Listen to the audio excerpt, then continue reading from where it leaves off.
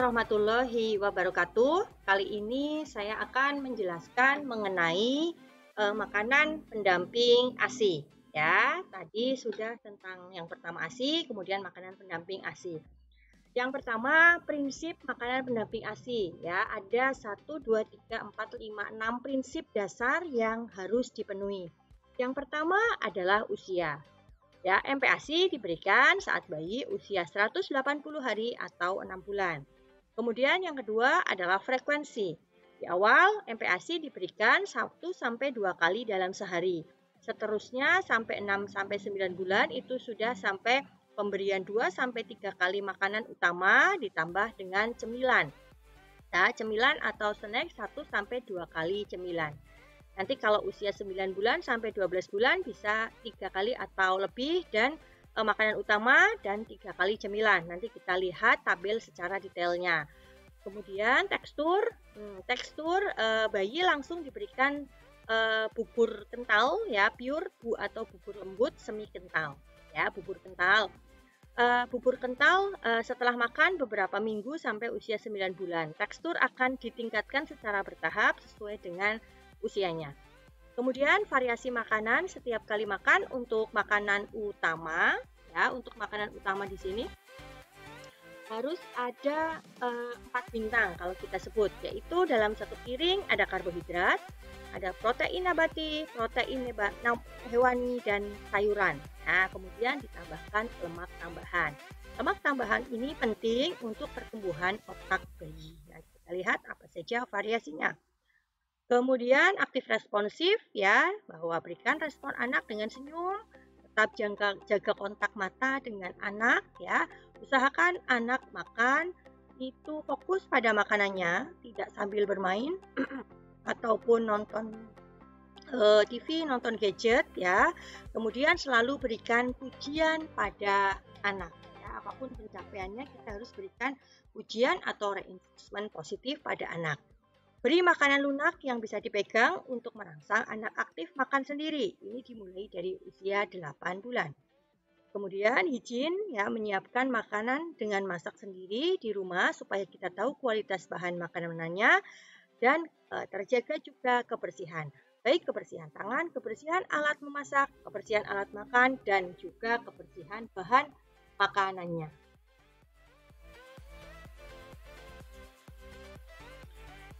Baik, alat-alat apa saja yang diperlukan saat memulai makan pada anak ya. Yang pertama adalah ini bisa adalah sendok ya. Sendok di sini adalah berbagai ukuran tapi tidak wajib ya. Ini hanya salah satu saja boleh, tidak masalah. Gunakan sendok yang ada di rumah, tidak masalah. Kalau pada bayi kita bisa gunakan sendok plastik yang aman untuk makanan ya, bisa ukurannya kecil. Kemudian di sini gelas ukur ya, bisa diberikan, bisa juga tidak ya, nanti bisa digunakan gelas ataupun sippy cup seperti ini untuk memulai anak minum air putih dengan sippy cup ini ya, untuk belajar. Bisa dengan sedotan atau bisa dengan sippy cup. Seperti itu, atau bisa juga dengan gelas pelan-pelan ya, tidak perlu menggunakan dot ya. Pada pemberian ASI atau ASI perah itu juga tidak kita rekomendasikan menggunakan dot. Kenapa? Karena menggunakan dot bisa membuat bayi bingung puting sehingga tidak mau menyusu lagi kepada ibunya. Kemudian alat wajib yang berikutnya di sini adalah saringan ya. Jadi untuk menghasilkan bubur kental atau bubur semi kental atau bubur kental, kita tidak menggunakan blender. Kenapa? Karena dengan blender biasanya membutuhkan tambahan air ya, agar gigi blender bisa berputar dengan baik, akan membuat tekstur terlalu lembut dan juga membuat adanya air itu membuat konsistensinya juga lebih cair ya. Kita harus membuat makanan bubur yang kental. Bubur kental itu artinya ketika bubur itu sudah jadi, kemudian kita ambil, kita sendok dimiringkan ya, sendoknya dimiringkan, itu bubur tidak langsung terjatuh. Kalau bubur langsung terjatuh artinya buburnya terlalu cair, artinya airnya terlalu banyak, kalorinya kurang. Seperti itu. Jadi menggunakan ini saja saringan ya. Oke, cara memasaknya bisa memasak seperti normal, ibu-ibu di rumah, kemudian disaring, atau dibuat bubur kemudian disaring, itu boleh-boleh saja. Yang penting isinya adalah tadi ada 4 unsur. Kemudian, nah ini adalah jadwalnya. Nah, tentang praktik pemberian makan. Yang pertama, pada usia awal 6 sampai 8 bulan, ya, itu bisa kalau awal-awal bisa 2 kali dulu, ya maksimal dalam waktu 2 minggu. Setelah itu 3 kali makanan utama. Ya, kemudian ditambah cemilan, ya kalau pada awal biasanya 1 sampai 2 kali selingan, tetapi seringnya kalau pada bayi di awal-awal makan dia kita bisa memberikannya 1 kali selingan. Kenapa? Karena bayi masih banyak tidur juga, ya sehingga harus disesuaikan dengan jam tidur bayi. Kemudian takarannya berapa? Ya, kalau usia 6 bulan itu setengah cangkir mangkok setiap pemberian. Jadi awal nanti pemberiannya adalah 2 sampai 3 sendok makan dalam sekali makan. Kemudian ditingkatkan sampai dengan usia 8 bulan itu harapannya sudah setengah cangkir atau kalau kita bicara gelas setengah gelas sekitar 125 cc. Kemudian teksturnya awal bubur kental, nanti lama-lama bisa ditambah menjadi bubur lebih kasar. Ya, karena nanti di 9 bulan harapannya bayi sudah makan dengan tekstur kasar dan dikucak. Kemudian variasinya tetap 4 bintang, ya. Kemudian 4 bintang tadi karbohidrat, protein nabati, protein hewani, dan sayuran itu dalam 1 kali makan. Karbohidrat sama banyaknya dengan protein hewani. Sayuran lebih sedikit saja. Ya, ini nanti bisa merujuk pada konsep isi piringku yang dikampanyekan oleh Kementerian Kesehatan Republik Indonesia. Kemudian di usia 8 bulan, mulai 8 bulan baru boleh dikenalkan dengan karbohidrat atau produk-produk yang semacam tepung, misalkan ada roti misalkan atau olahan-olahan dari tepung, mie itu boleh. 8 bulan. Kalau di 6 sampai 8 bulan itu sebaiknya karbohidrat murni seperti nasi ataupun jagung ataupun singkong, ubi itu boleh ya. Karena masa-masa awal adalah masa-masa kritis bayi memulai makan. Tuh. Finger food itu makanan yang dipegang. Itu boleh diperkenalkan mulai bayi usia 8 bulan. Ya, seperti itu. Terus kemudian untuk cemilan di 6 sampai 8 bulan kita bisa berikan cemilan berupa buah. Jadi buah itu cemilan, bukan makanan utama. Kemudian di usia 9 bulan ya, tadi frekuensi sudah 3 kali, mulai dari setengah mangkok ya sampai dengan 1 mangkok atau 250 cc. Ya, nanti di usia 12 bulan sehingga semakin bertambahnya usia harapannya porsi juga semakin bertambah. 9 bulan itu sampai 11 bulan teksturnya adalah bubur kasar atau makanan yang dicincang atau dilumat. Jadi sudah dipotong kecil-kecil. Kalau dilumat itu cuma diinyet-nyet saja, ditekan-tekan saja dengan menggunakan sendok ya. Sudah tidak disaring lagi. Kemudian menunya tetap 4 bintang. Oke, makanan selingan ini juga sudah 2 kali biasanya kalau 9 bulan. Misalkan jam 7 sarapan, jam 10 cemilan, jam 12 makan siang, jam 2 atau jam 3 cemilan, nanti jam 5 kemudian makan sore. Seperti itu. Pokoknya sesuaikan dengan waktu tidur bayi. Kemudian usia 12 bulan itu sudah mulai menu makanan seperti makanan keluarga, teksturnya tidak disaring dan tidak dilumat. 3 sampai 4 kali makanan utama, 2 sampai 3 kali makanan cemilan. Ya, cemilan boleh sudah bervariasi dari mulai 9 bulan ya, bisa tadi olahan tepung juga bisa, kemudian biskuit sudah bisa, kemudian buah-buahan tetap harus diberikan. Kemudian porsinya sudah 1 cangkir atau 250 cc setiap kali pemberian ya, ditingkatkan sesuai dengan sesuai dengan pertumbuhan usia anak. Kemudian teksturnya tadi seperti tekstur keluarga ya, seperti tekstur keluarga. Nah, jangan lupa untuk tadi adalah lemak tambahan dibutuhkan untuk pertumbuhan otak bayi. Lemak tambahan itu bisa kalau misalkan ibu-ibu itu memasaknya dengan direbus atau dikukus. Kita ketika sudah bubur, sudah jadi, sudah disaring, kita bisa tambahkan lemak tambahan. Lemak tambahan itu apa saja? Bisa berupa minyak goreng, ini minyak goreng yang baru ya, bisa juga kalau mau olive oil, kemudian coconut apa namanya, VCO itu juga boleh, Evo, Elo juga boleh. Tapi yang makanannya atau bahan makanan dan lemak tambahan ini harapannya yang mudah didapatkan oleh ibu, yaitu contohnya tadi apa namanya, minyak goreng yang biasa di rumah itu boleh ya, tambahkan sedikit misalkan sepertiga sendok teh ya pada saat bayi mau makan. Nah, kemudian apabila cara memasaknya ibu sudah dengan minyak misalkan ditumis ataupun digoreng, itu tidak perlu ditambah lemak tambahan, termasuk masak makanan-makanan dengan santan ya. Santan itu harus santan yang asli, bukan instan atau kemasan, itu boleh dari usia 6 bulan. Nah, santan juga penting untuk bayi ya, sebagai lemak tambahan. Itu. Kalau untuk menggoreng, menumis juga gunakan minyak yang baru. Itu. Nah, kemudian di sini adalah contoh kondisi-kondisi di mana faktor risiko kekurangan nutrisi terjadi. Misalkan nafsu makan bayi yang kurang, misalkan karena kondisi sakit, atau dia sudah terlalu banyak makanan cemilan. Kita tahu bahwa ya banyak juga balita-balita yang tidak suka menyukai makan sayur. Ya, kenapa?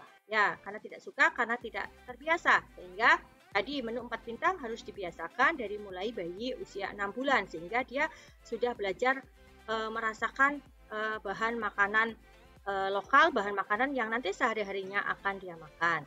Kemudian bisa karena efek pengobatan, contohnya anak-anak dengan yang menjalani kemoterapi, ya itu mengalami mual muntah atau obat-obat lain yang menstimulasi atau merangsang adanya rasa mual, ya, ataupun mual muntah karena sakit, gangguan intake makanan, kemudian tadi kemoterapi, penyakit kronis, atau masalah di saluran cernanya, disfagia, ataupun penurunan absorpsi di dalam lambung. Kalau penurunan absorpsi di dalam lambung berarti makanan itu diserapnya pelan-pelan sehingga banyak yang tersisa. Ini juga akan mempengaruhi asupan nutrisi ke dalam tubuhnya. Nah, ini harus dikonsultasikan ke rumah sakit. Kemudian faktor risiko kelebihan asupan nutrisi pada anak di Indonesia saat ini adalah intake makanan yang berlebih, terutama makanan-makanan fast food ditambah dengan misalkan aktivitas fisik yang kurang ya. Semakin maju teknologi, anak-anak semakin suka mainannya hanya duduk menonton TV atau bermain gadget ya. Ini terkait dengan gaya hidup sehingga aktivitas fisik pada anak itu juga diperlukan supaya anak tidak mengalami kelebihan berat badan. Kemudian kebiasaan mengkonsumsi makanan tinggi kalori ya itu juga resiko untuk kelebihan asupan nutrisi, misalkan makan mie setiap hari ataupun makan nasi lauknya itu mie, padahal nasi dan mie itu adalah sama-sama karbohidrat. Ini contohnya kebiasaan yang terjadi pada orang di Indonesia. Kemudian tadi latihan aktivitas fisik yang kurang. Nah, sehingga asupan nutrisi yang baik, pola asuh makan yang baik, kemudian gaya hidup, aktivitas fisik yang baik, yang cukup pada anak, itu akan menstimulasi anak untuk bisa tumbuh sehat ya. Tumbuh sehat dengan berat badan yang ideal. Kemudian ini adalah piramida makanan ya, bagian bawah ini adalah paling lebar, artinya air putih ini diberikan lebih banyak dibandingkan bagian atas yang bagian puncak di sini kayak makanan berlemak, makanan manis, ya kan, suplemen-suplemen itu sedikit saja. Ya, di sini kita lihat artinya apa? Semakin atas semakin mengerucut, harapannya asupannya semakin sedikit. Ya, cuman khusus pada anak-anak, ya itu protein wajib dan protein harus lebih banyak dibandingkan dengan sayuran. Ya, protein hewani terutama karena anak butuh protein untuk bertumbuh. Tuh. Sayurannya sedikit saja. Kemudian yang kedua, ini adalah perawat anak di rumah sakit. Yang pertama adalah melakukan pengkajian. Sehingga kita tahu apakah anak mengalami masalah gizi atau tidak, kemudian apa yang harus diperbaiki mungkin dari perilaku pola asuh makannya dalam kondisi penyakit apapun sehingga kita bisa memberikan edukasi dan arahan kepada orang tua anak. Nah, kemudian pengkajiannya apa saja? Ada antropometrik. Antropometrik itu adalah saya sudah jelaskan di bagian pengkajian, meliputi berat badan, panjang badan, juga lingkar lengan atas. Kemudian biochemical di sini adalah tanda hasil laboratorium ya yang kaitannya dengan masalah gizi. Biasanya ada kadar Hb, kemudian ada juga kadar protein ataupun albumin di dalam darah. Kemudian tanda-tanda klinis kekurangan gizi, yaitu berat badannya turun, kemudian kulitnya kering keriput, terus bisa juga matanya cekung, lapisan lemaknya juga tipis ya atau kurus tadi.